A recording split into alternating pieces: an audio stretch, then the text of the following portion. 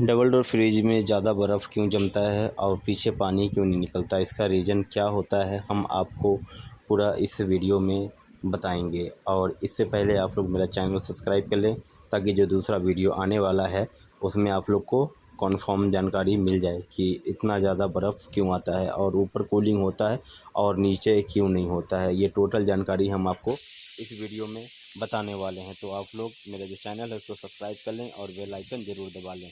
धन्यवाद आप लोग का इस वीडियो को पूरा देखने के लिए।